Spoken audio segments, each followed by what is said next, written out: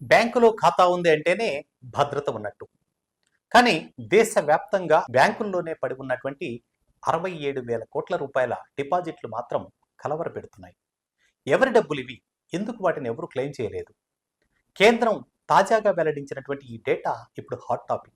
కేంద్ర ఆర్థిక శాఖ సహాయ మంత్రి పంకజ్ చౌదరి పార్లమెంట్లో వెల్లడించిన వివరాల ప్రకారం 67,000 కోట్ల రూపాయలకు పైగా డిపాజిట్లు ప్రజలు లేదా వారి వారసులు క్లెయిమ్ చేయకపోవడంతో అన్క్లెయిమ్డ్గా బ్యాంకుల్లో పేరుకుపోయాయి. ఈ మొత్తం డిపాజిట్లలో సింహభాగం ప్రభుత్వ రంగ బ్యాంకుల వద్ద ఉంది. ఎస్బీఐలో 19,329 కోట్లు, పంజాబ్ నేషనల్ బ్యాంక్లో 6,910 కోట్లు, బ్యాంక్ ఆఫ్ బరోడాలో 6,278 కోట్లు, ప్రైవేట్ బ్యాంకులైనటువంటి ఐసిఐసిఐలో 2,063 కోట్లు, హెచ్డిఎఫ్సిలో 1,609 కోట్లు, యాక్సిస్లో 1,360 కోట్లు. ఇవన్నీ కలిపితే ఒక చిన్న రాష్ట్ర బడ్జెట్ను తలపించేంత డబ్బు.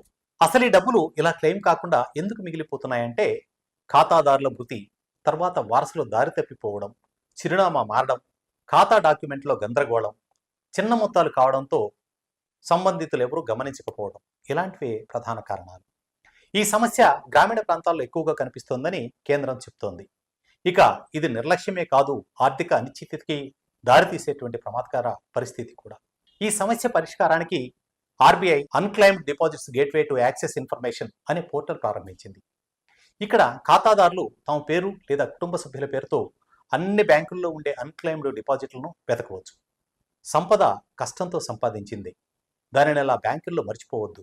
నామినీలు నమోదు చేయడం, ఖాతా వివరాలు అప్డేట్ చేయడం, కుటుంబ సభ్యులకు సమాచారం ఇవ్వడం, ఇవన్నీ మీ భవిష్య భద్రతకు మూల స్తంభాలు.